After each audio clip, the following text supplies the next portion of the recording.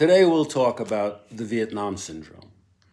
The Vietnam Syndrome was coined in the late 1970s by a young captain writing in the Marine Corps Gazette.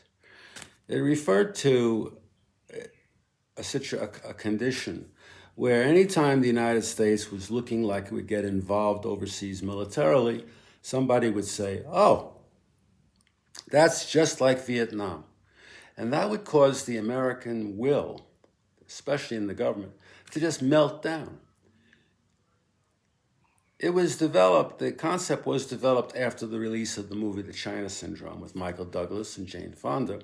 The China Syndrome referred to a case where a nuclear reactor would have an accident, like a 3-mile island in Pennsylvania, and its core would melt down completely to the center of the earth. I found that at the time a very good comparison to what was happening in the United States in the aftermath of our defeat in Vietnam.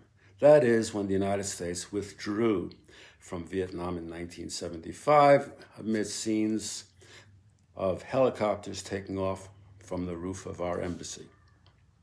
The Vietnam Syndrome was exhibited very quickly in 1975, 76, 77, when the United States pulled the plug on South African troops who were heading to overthrow the communist-backed government in Luanda, Angola. There were about 15 to 20,000 Cubans in Angola at the time, and the Portuguese had withdrawn from its colony in the aftermath of its own coup d'etat, when its military overthrew the last fascist dictatorship in Europe.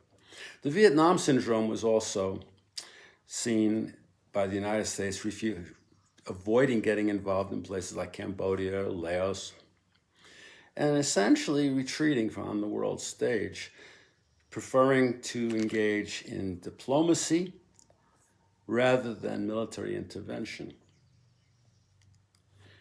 The Vietnam Syndrome continued all the way through to 1988, 89.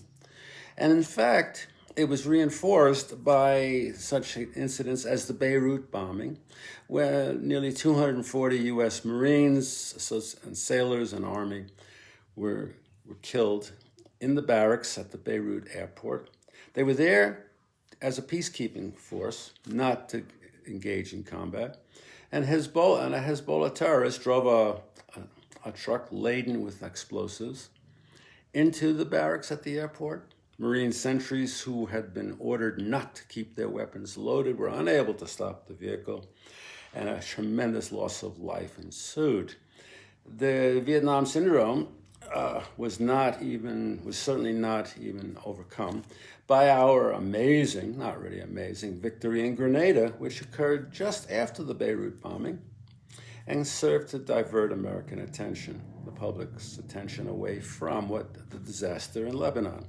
However, we did withdraw from Lebanon, and we avoided getting involved militarily in the Middle East until the Iraqi government invaded Kuwait, at which point we were able to get a United Nations resolution to support a limited war to push Saddam Hussein out of Kuwait. There was an international coalition. In fact, some 600,000 troops ultimately were assembled in Saudi Arabia, and under storming Norman Schwarzkopf, managed to push the Iraqis out of Kuwait. A great victory, which had also been preceded by our overthrow of the Manuel Noriega regime in Panama. Noriega was a drug smuggler, narco trafficker, and an all-around bad guy. And we sent in tens of thousands of troops to overthrow him. In other words, overwhelming force could avoid any reference to, it looks like Vietnam. However, in the aftermath of the successful Operation Desert Storm, suffering from hubris and believing that since the Soviet Union had collapsed and the Berlin Wall was down, the United States being left the only superpower in the world, under the first Bush, we decided, well, let's go into places like Somalia. We can do anything.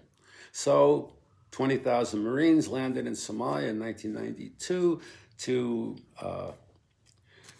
ensure that famine relief got to a starving population. It was an overwhelming force. That was the hallmark of what we had started to do. We no longer just dribbled troops and equipment into a theater. We showed up with lots of firepower and lots of guys who had boots to put on the ground. Of course, there was the Battle of Mogadishu, where the Somali warlord we had declared war on, Farah Aidid, had his people ambushed, tore apart Delta Force, and shot down several Black Hawk helicopters, and basically did a lot of damage to some of our elite units. But what we often forgot to mention at that and look back on when saying, oh, we're going to go into a conflict zone like Sierra Leone perhaps, which we did very successfully in the early 90s. But it's going to be like Battle of Mogadishu. I hear that all the time from people at seminars and events about how the United States suffered this amazing defeat in Mogadishu. But it wasn't so amazing, because how do you send a couple of hundred, albeit highly trained commandos, into the center of a major African city where everybody is carrying an AK-47 or an RPG or grenades, and expect them to fight their way out? So the Battle of Mogadishu did not give rise to a Mogadishu syndrome, but it did cause us to withdraw under Bill Clinton, and in fact to focus on standoff retaliation. Standoff retaliation, that is bombing the heck out of our enemies to retaliate for a terror attack, i.e. This 7 August 1998 attack bombing of the U.S. Embassy in Nairobi, which killed 8 or 10 Americans and a couple hundred Kenyans, destroyed our embassy in the middle of the downtown Nairobi, and was an example of how Al-Qaeda terrorism could be extended out of the Middle East into places where American interests were found. That is, and in countries where the governments were not that keen on governing or running effective security operations. So the embassy was blown up, came down, and Bill Clinton launched Tomahawk missiles, cruise missiles, all kinds of cruise missiles, all kinds of ordnance were launched at a pharmaceutical factory outside on the outskirts of Khartoum, Sudan, because after all, Osama bin Laden had taken refuge in Sudan after our invasion of Kuwait. And he had also gone to Somalia, but he found that country was impossible in which to operate since it had no functioning government. But also Al-Qaeda had established training bases and camps in Afghanistan. So if memory serves me correctly, Bill Clinton's Pentagon sent about 70 cruise missiles into Afghanistan, in which we tore up all manner of what turned out to be abandoned Al-Qaeda training camps. But there were no American losses. There was no American commitment, no U.S. boots on the ground. In other words, there was no syndrome. There was no Vietnam syndrome to invoke. There was no Battle of Mogadishu to talk about. There was no bombing like in Beirut, in which 240 of our uniformed personnel perished. It was almost surgical, clean, not a lot of problems. And that brings us to 9/11. I'm Andrew Franklin, former Marine and security analyst. This is the Franklin Dispatch. Thank you for watching.